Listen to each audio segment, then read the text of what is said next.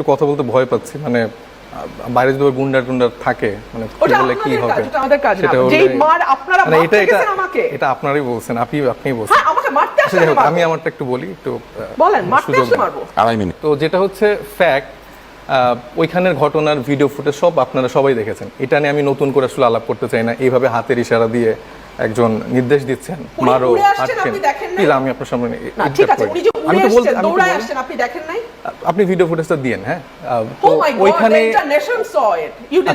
আচ্ছা, ওইখানে আপনি দেখেছেন যে রুমিন ফারহানা উনি কিভাবে হচ্ছে যে হাতের ইশারা করে তার লোকজন, তার ভদ্র লোকজন কিভাবে হচ্ছে যে হামলা করলো। এবং তার কথাই কিন্তু প্রতীয়মান যে উনি যেভাবে আমাদেরকে ট্রিট করেন, যেভাবে ওনার ভাষা প্রয়োগ করছেন, কি বললেন, ডাকাতের মতো দেখতে, তারপরে কাচরা, বস্তির ছেলে, ফকিন্নির বাচ্চা। তো এই ট্যাগিংগুলো যে বলছে এবং কমপ্লিটলি শ্রেণী বৈষম্য, বর্ণ বৈষম্য করে তিনি, তার আমি টকশোতে দেখলাম যে তিনি বলছেন আমি ফকিন্নির বাচ্চা ওইভাবে বলিনি, এটা হচ্ছে তাদের মানে মানসিক ফকিন্নিপনা, এটা হলো প্রমাণ হয়। এবং এই 1 বছর এদেরকে আমার সহ্য করতে হচ্ছে।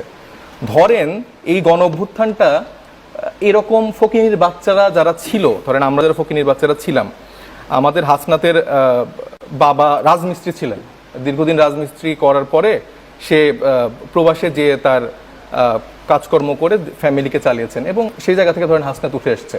এরকম আমাদের ঢাকা বিশ্ববিদ্যালয় বলেন এবং অন্য অন্য যে জায়গাগুলো আছে, ইভেন একজন শ্রমিকের গল্প বলেন, এই মানুষগুলা হচ্ছে কোনো এলিট ফ্যামিলি থেকে বিলং করে না।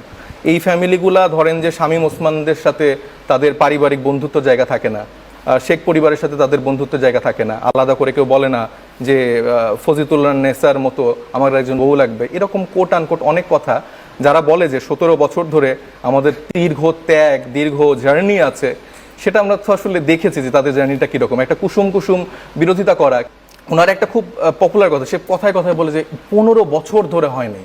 তার মানে তিনি আসলে কি বুঝাতে চায় যে 15 বছর ধরে কি হয়নি?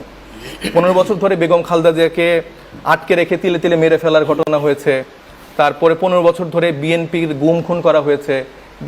হ্যাঁ, তারা অনেকে হয়তো বা খুব আরামায়েশে ছিল, হয়তো বা কিছু তর্ক বিতর্ক আমরা সোশ্যাল মিডিয়া, টিভিতে দেখতাম, কিন্তু বিহাইন্ড দ্য সিনে তাদের কিন্তু ওই রকম কষ্ট হয় না। তারা, উনি আবার এটা বললে এখন বলবে যে প্লট চাওয়ার কথা বলা হয়েছে, উনি চেয়েছেন তো। হ্যাঁ, উনার ঢাকায় টকশোতে 2-1টা বড় বড় কথা বলা আর রিয়েলিটি ডিফারেন্ট। আমরা রাজনীতির আমরা দেখতেছি, ফকিন্নির বাচ্চা হয়েও আমরা রাজনীতির এই জন্নাতে থাকি এবং তাদের যে এলিটিজম এবং তাদের যে চিন্তা যে পরিবারের বাইরে কেউ হইতে পারবে না, তার একটা ভালো ফ্যামিলি ব্যাকগ্রাউন্ড আছে, ভাইদের ভালো ফ্যামিলি ব্যাকগ্রাউন্ড আছে, তো একজন কৃষকের ছেলে কি স্বপ্ন দেখতে পারবে না রাজনীতিতে আসার জন্য?